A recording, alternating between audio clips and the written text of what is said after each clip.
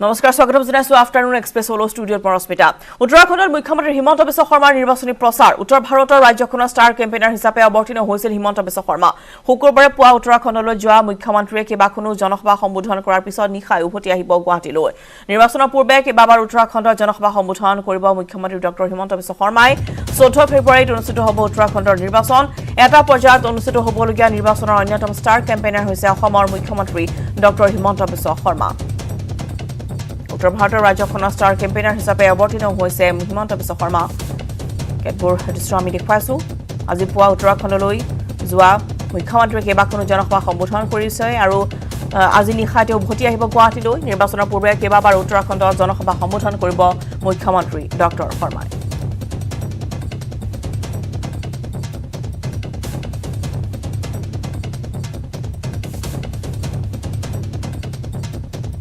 में हमको हिजाब पहन के जाना है। मेरा कोई आपत्ति नहीं है आप जो भी पहने, लेकिन आप अगर स्कूल में कॉलेज में हिजाब पहन के जाते हैं तो कल हिंदू भाई लोग बोलेगा हम भी कोई ड्रेस पहन के जाएगा, कोई कल क्रिश्चियन लोग बोलेगा हम भी कोई ड्रेस पहन के जाएगा। अरे भाई कॉलेज और स्कूल पढ़ने के लिए होता है, वो फैशन शो के लिए नहीं होता है कि आप जाके फैशन शो शुरू कर दो। ये बात नहीं होता है। ये बात आपका मन में रहना चाहिए कि मुसलमान बच्चियों को भी पढ़ने का अधिकार है, उनको भी डॉक्टर बनना चाहिए, उनको भी इंजीनियर बनना चाहिए। कहां आप उनको हिजाब का चक्कर में फंसा रहा है। तो हिजाब आप पहनो, आपका घर में पहनो, जहां भी पहनो, लेकिन जब कॉलेज और स्कूल में आप जाते हो तब स्कूल कॉलेज का यूनिफॉर्म पहनो।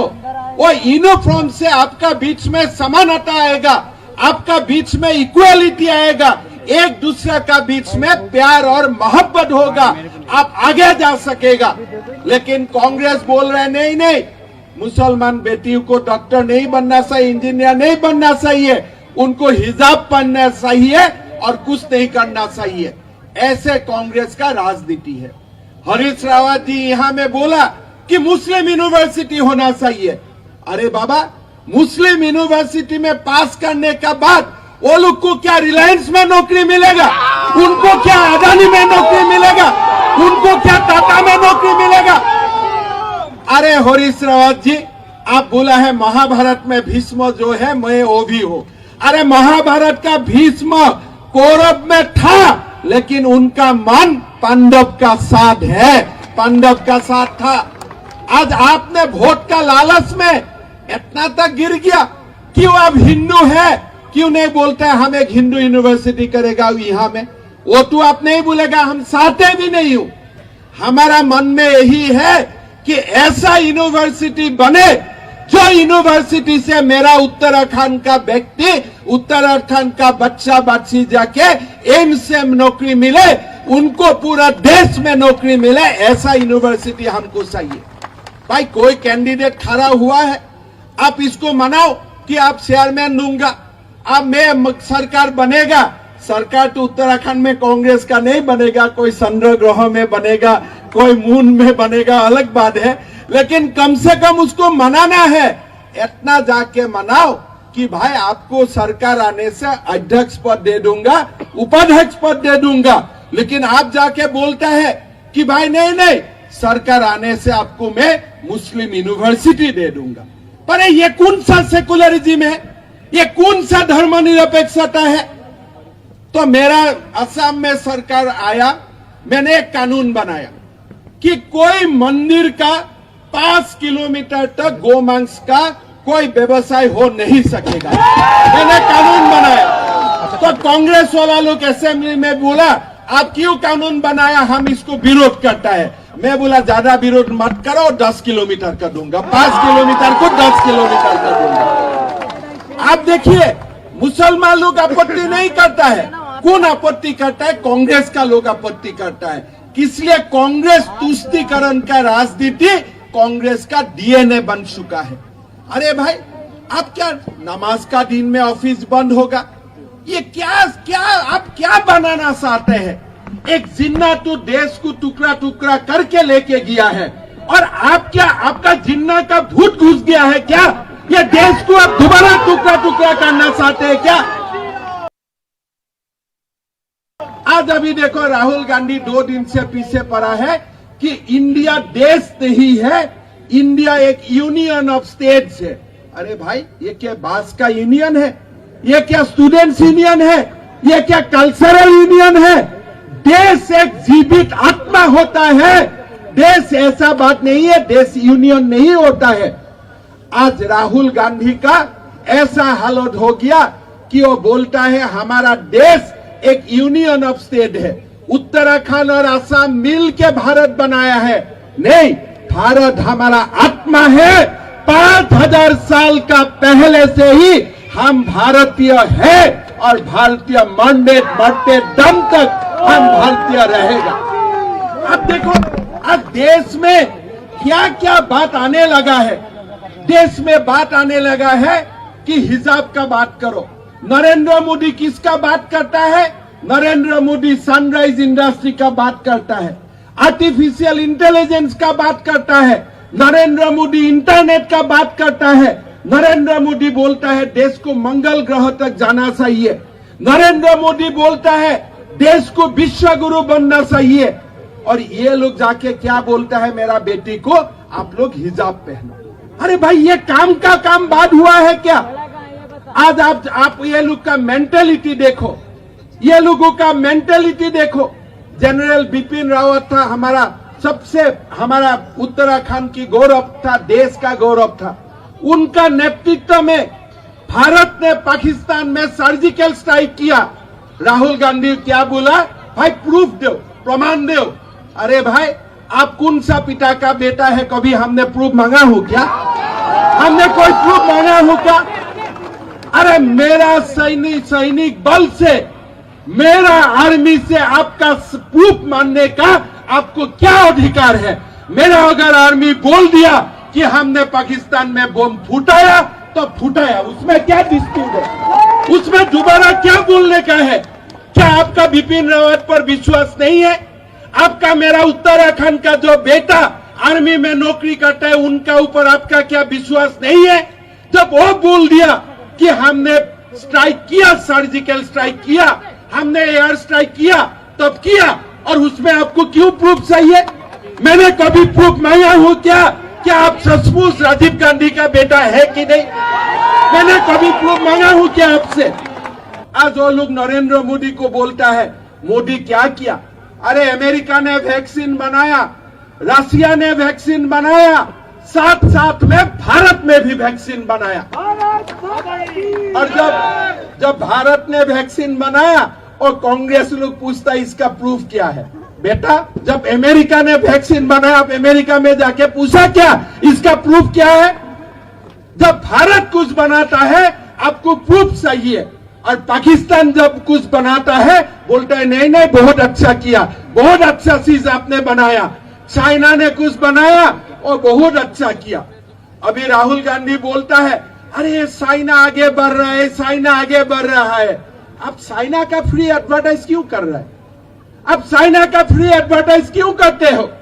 आप बोलो भारत का सेना आगे गया है, ऐसे बोलो तो अब देश में पता चलेगा कि आप भारतीय हो।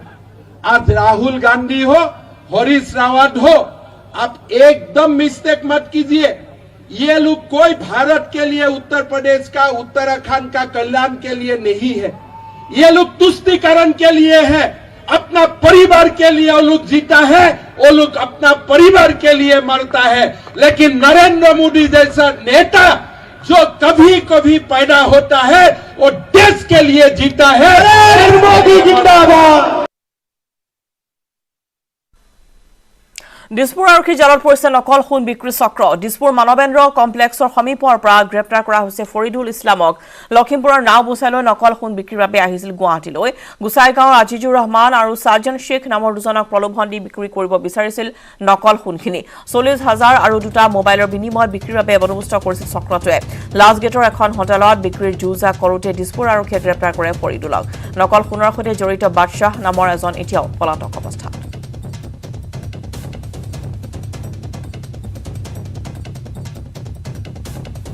নদীত পাইছো মই এনেকৈ কৈ আছে মোক ক্যামেরা করে পাঠাইছে মোক আর কি ওনাটো পাঠাই দিছে মই কৈছো এটা অরিজিনাল ভাই অরিজিনাল তুমি চেক করে লৈ যাবা এনে কৈছে অলপ দিছে মই চেক কৰিছো অরিজিনাল আছে ফার্স্টত কৈছিল যে 5 লাখ টাকা লাগে 5 লাখ টাকা আর দুটা মোবাইল লাগে এনে কৈছে মই কৈছো যে মোর লগত 40,000 টাকা আছে আর দুটা মোবাইল আছে না হবে বলে এনে কৈছে না হ'ব কৈছে যে না হলে তো নাই বাদ দে এনে কৈছিল তাৰপিছত কয় লৈ যা ঠিক আছে মই যাম কালি টিকিট কাটি আর কি মই আহিছো আহি দেখি মই লৈ গৈছো পিছত ঘৰত লৈ গৈছো দেখিও ওই হোনাটো আছে না মই চেক কৰিছো ডুপ্লিকেট কৈ আছে এনে কৈ আছে ডুপ্লিকেট মহানগৰ পাণ্ডুত অগ্নিকাণ্ডৰ ঘটনা পাণ্ডুৰ বজাৰ হৰিজন কলনীত সংঘটিত হৈছে এই ঘটনা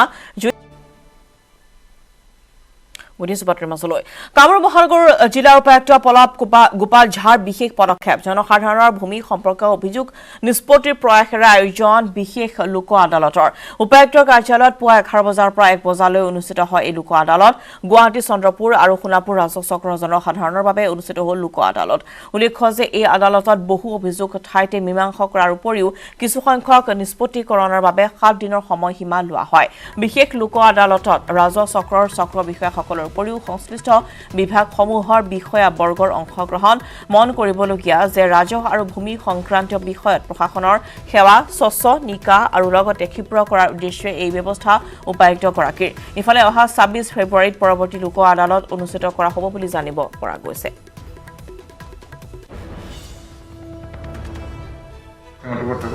মোৰ মাটি সেটেলমেন্টৰ কামটো 2007 পৰা পেন্ডিং হৈ আছিল কিন্তু আজি আমাৰ ডিজিছৰ লোক আদালতৰ তাত আহি পেলাই আজি অন দা স্পট মানে সেটেলমেন্ট কৰি দিলে তাৰ কাৰণে মই ডিজিছৰ যথেষ্ট ধন্যবাদ জনাইছোঁ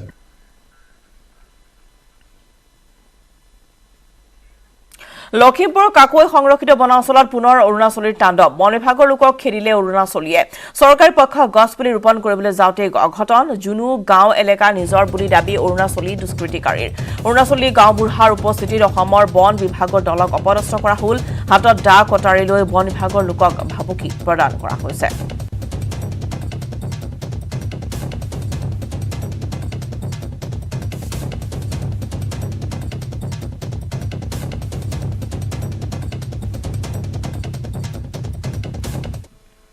শিলচৰ চহৰত ৰাজ্যিক শিশু অধিকাৰ সুৰক্ষা আয়োগৰ অভিযান 24 ঘণ্টাৰ অভিযানত 17 জনকৈ শিশু শ্ৰমিক উদ্ধাৰ কৰা হৈছে ৰাষ্ট্ৰীয় শিশু অধিকাৰ সুৰক্ষা আয়োগ কাছাৰ জিলা শিশু সুৰক্ষা বিষয়াৰ সৈতে চলিছিল অভিযান কাছাৰ জিলা চলোৱা প্ৰথমটো অভিযানতে 17টিকৈ শিশু শ্ৰমিক উদ্ধাৰ হোৱা ঘটনাই চকু কপালত তুলিছে শিশু অধিকাৰ সুৰক্ষা আয়োগ কৰ্তৃপক্ষৰ সম্প্ৰতি শিশু গৃহত আশ্ৰয় দিয়া হৈছে উদ্ধাৰ হোৱা 17টিকৈ শিশুক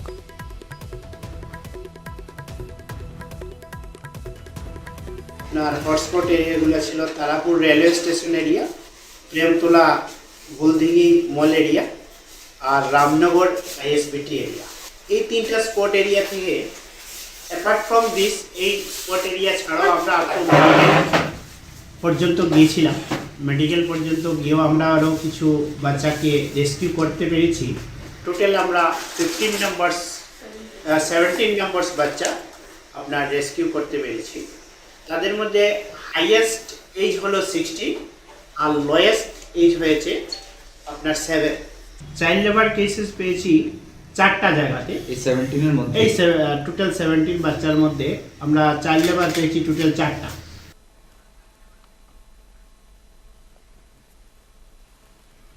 ৰাজ্যৰ পুনৰ হাতী মানুহৰ সংখ্যা ডিগবৈত বনৰীয়া হাতীৰ আক্ৰমণত নিহত হ'ল এগৰাকী মহিলা জাগুনৰ নামফাই টাপুৰ খুনুৱাল গাঁৱত সংঘটিত এই ঘটনাৰ পিছতে অঞ্চলজুৰি চাঞ্চল্য বিৰাজ কৰিছে বন্যহস্তীৰ আক্ৰমণত নিহত হয় নৱমী খুনুৱাল নামৰ মহিলাগৰাকী এনেদৰে দেখিবলৈ পোৱা গৈছে এগৰাকী মহিলাৰ মৃত্যু হৈছে য'ত পুনৰ হাতী মানুহৰ সংখ্যা তেতিয়া দেখিবলৈ পোৱা গৈছে ডিগবৈত হাতীৰ আক্ৰমণত এগৰাকী মহিলা নিহত হৈছে ডিগবৈত বনৰীয়া হাতীৰ সন্ত্ৰাস য'ত নিহত হৈছে নৱমী সোণোৱাল নামৰ এগৰাকী মহিলা টাপুৰ সোণোৱাল গাঁৱত এই ঘটনাটি সংঘটিত হৈছে এনেদৰে বাসগৃহ ভাঙি লণ্ডভণ্ড কৰিছে হাতীয়ে আৰু লগতে এগৰাকী মহিলাৰো মৃত্যু হৈছে দুৰ্ভাগ্যজনকভাৱে বনৰীয়া হাতী আহিলে অহাৰ পিছত এটামান বজাত এই ঘটনাটো তাৰমানে এনেকুৱা এটা হ'ল মানুহজনে মানে বেফালি উলিয়াই আনিবলৈ খুজিছিলে উলিয়াই আনিব নোৱাৰিলে মানুহজনে যেন তেনে লৰ মাৰি আহি বাচিলে মানুহজনী ভিতৰত থাকিলে ভিতৰৰ পৰা নি মানে ডাঙৰীয়াসকলে নি একেবাৰে ফিল্ডত নি মানে পূৰা মাৰি মেলি শেষ কৰিলে, মাথা চাথা উখুৱাই মেলি সম্পূৰ্ণ মানে খণ্ড খণ্ডকৈ শেষ কৰি পেলালে, মানে হাওফাও চাওফাও চব উলিয়াই পেলালে। পৌৰসভা নিৰ্বাচনৰ দিন ঘোষণা হ'ল। নিৰ্বাচন অনুষ্ঠিত কৰিবলৈ সাজু দেৰগাঁও প্ৰশাসন। এনে সময়তে দেৰগাঁও পৌৰসভাৰ চাফাই কৰ্মচাৰীয়ে প্ৰকাশ কৰিছে ক্ষোভ। ৪২ জন অস্থায়ী কৰ্মচাৰী চাকৰি আজিও নহ'ল নিয়মীয়াকৰণ। দিনে নিশাই চাফাই কৰ্ম নিয়োজিত এইসকল কৰ্মচাৰীয়ে বিগত 16 মাহে লাভ কৰা নাই দৰমহা। নগৰৰ নলা নৰ্দমা চাফা কৰোঁতে প্ৰয়োজনীয় সাজ পোছাক যোগান নধৰাৰ অভিযোগ। নিৰ্বাচনৰ পূৰ্বে চৰকাৰে এইসকল কৰ্মচাৰীক চকু মেলি চাবলৈ ৰাজ্যৰ মুখ্যমন্ত্ৰীক আহ্বান। আমাক গভৰ্ণমেণ্ট কৰি দিম বুলি কয়, কিন্তু আজি পৰ্যন্ত কৰি দিয়া নাই। কি খাতিৰত কৰি দিয়া আমি নাজানো, কিন্তু আমি টাউনখন ৰাতিয়ে দিনে চাফ চিকুণ কৰি থাকোঁ আৰু আমিহে কৰি থাকোঁ। গোটেই অসমৰ মানে চাফ চিকুণ আমাৰ মানুহখিনিয়ে কৰে, কিন্তু অইন মানুহে বাহ লয়। গতিকে এই পৌৰসভাসকলক কৰ্মচাৰীসকলক মুখ্যমন্ত্ৰী ডাঙৰীয়াই যাতে অনুৰোধ জনাইছোঁ, তেওঁ আমাক যিখিনি সুবিধা দিব লাগে সেইখিনি দিয়ক আৰু আমাৰ প্ৰাপ্য দৰমহাবোৰ দিয়ক, আমাক নিয়মীয়াকৰণ কৰি দিয়ক। মাজুলী 100% বিদ্যুৎ সংযোগৰ লক্ষ্য। উপ নিৰ্বাচনৰ পূৰ্বে শক্তি মন্ত্ৰী বিমল বৰাই মাজুলীৰ বিদ্যুৎ সমস্যাৰ বুজ লয়। বিভিন্ন অঞ্চল পৰিভ্ৰমণ কৰি মন্ত্ৰীগৰাকীয়ে গাঁওবাসীৰ সৈতে মত বিনিময় কৰে। বিদ্যুৎ উপ সংমণ্ডল কাৰ্যালয় পৰিদৰ্শন কৰি বিষয়া কৰ্মচাৰীসকলৰ লগতো মত বিনিময় কৰে মন্ত্ৰীগৰাকীয়ে। ইয়াৰ পিছতে মাজুলী জিলা বিজেপি কাৰ্যালয়ত অনুষ্ঠিত এক সৰ্বদলীয় সভাতো অংশ লয় মন্ত্ৰীগৰাকীয়ে।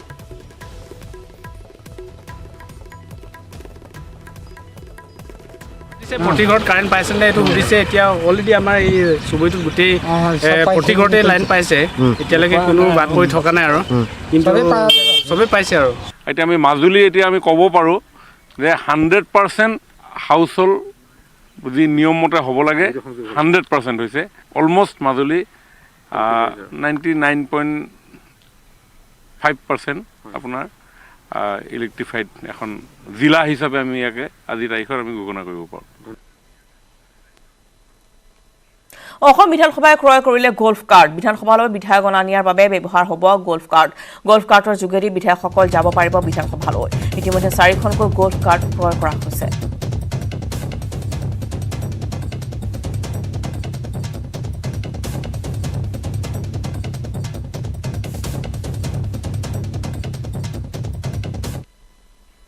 বিদেশৰ পৰা অহাসকলৰ বাবে কেন্দ্ৰৰ নিৰ্দেশনা। বিদেশৰ পৰা অহাসকলে কৰিব নালাগে RT-PCR পৰীক্ষা। বিদেশৰ পৰা আহিলে হ'ব নালাগে কোৱাৰেণ্টাইন। 14 ফেব্ৰুৱাৰীৰ পৰা প্ৰযোজ্য হ'ব চৰকাৰৰ এই নতুন নিয়ম। কেন্দ্ৰীয় স্বাস্থ্য মন্ত্ৰণালয়ে সদৰি কৰিছে কথা। বিদেশৰ পৰা অহা যাত্ৰীয়ে কেৱল এখন প্ৰপত্ৰ পূৰণ কৰিব লাগিব। প্ৰপত্ৰত যোৱা 14 দিনৰ সবিশেষ তথ্য দিব লাগিব। আগমনৰ 72 ঘণ্টা পূৰ্বে RT-PCRৰ ৰিপৰ্ট জমা দিব লাগিব। RT-PCR পৰীক্ষাৰ নিগেটিভ ৰিপৰ্ট জমা দিব লাগিব।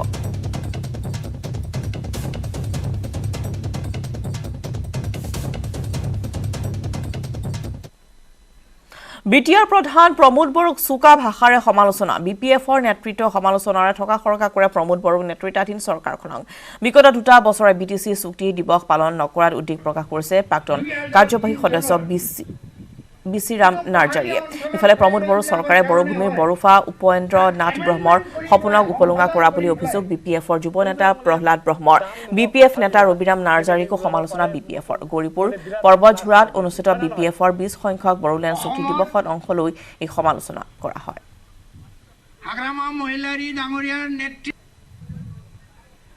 ৰাইজৰ কাৰণে একো কাম কৰিব পৰা নাই। উন্নয়নৰ কাম কৰিব পাৰিছে না, আমাৰ ল'ৰা ছোৱালীবিলাকক চাকৰি কিবা দিব পাৰিছে না, আমাৰ মহিলাবিলাকক যিবিলাক প্ৰতিশ্ৰুতি দিছিল চেল্ফ হেল্প গ্ৰুপৰ ৭৫,০০০ টকা দিয়াৰ যিবিলাক কথা দিছিল একো কৰিব পৰা নাই।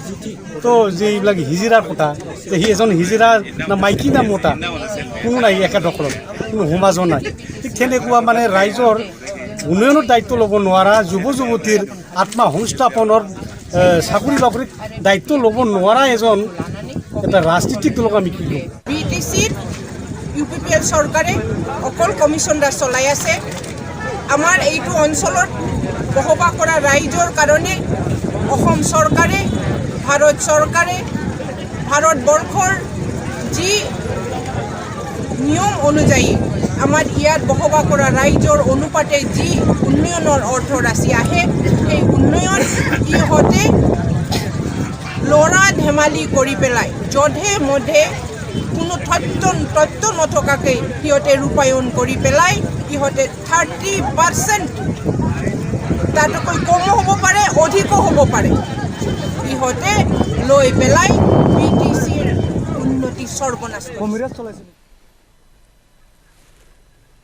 হাজত গ্ৰেপ্তাৰ এটা আন্তঃৰাষ্ট্ৰীয় সাইবাৰ হেকাৰ আন্তঃৰাষ্ট্ৰীয় টিভি চেনেলৰ ক্ৰিকেট আৰু কাবাডী খেল হেক কৰাৰ অভিযোগত গ্ৰেপ্তাৰ কৰা হৈছে দলৈতুৰাৰ আমিনুৰ ৰহমান নামৰ হেকাৰটোক গ্ৰেপ্তাৰ কৰিছে আৰক্ষীয়ে কেইবাটাও টিভি চেনেলৰ ক্ৰিকেট আৰু কাবাডী খেল হেক কৰি নিজাকৈ দুটা এপ তৈয়াৰ কৰি প্ৰচাৰ কৰিছিল আমিনুৰে অনলাইন যোগে হেক কৰি নিজৰ এপত প্ৰচাৰ কৰি লাভ কৰিছিল লক্ষাধিক টকা এই সন্দৰ্ভত তদন্তকাৰী সংস্থাৰ দৃষ্টিগোচৰ হৈছিল আমিনুৰলৈ কেইবাবাৰো সতৰ্কবাণী দিয়াৰ পিছতো এপ দুটাৰ জৰিয়তে প্ৰচাৰ কৰি আহিছিল খেল অৱশেষত সংস্থাটোৱে হাজো আৰক্ষীৰ সহযোগত গ্ৰেপ্তাৰ কৰিছে আমিনুৰক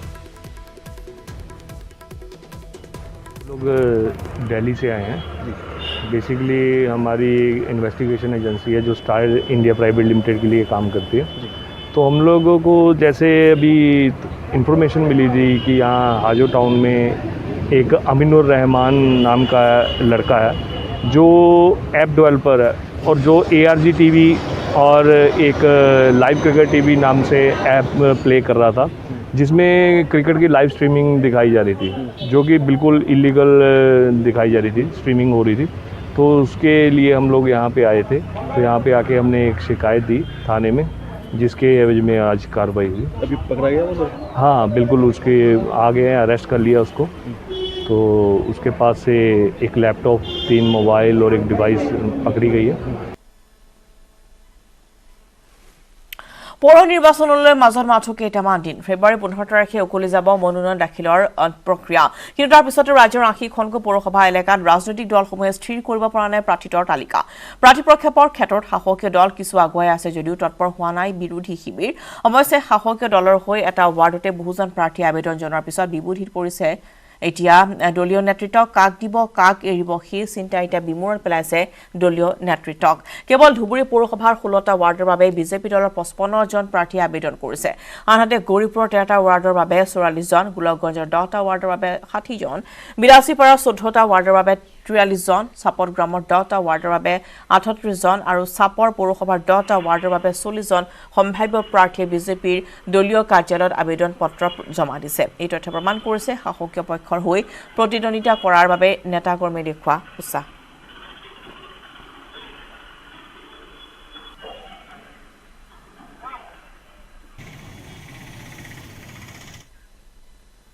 আমি লগতে সময় হৈছে আফটাৰনুন এক্সপ্ৰেছৰ পৰা বিদায় লোৱাৰ নমস্কাৰ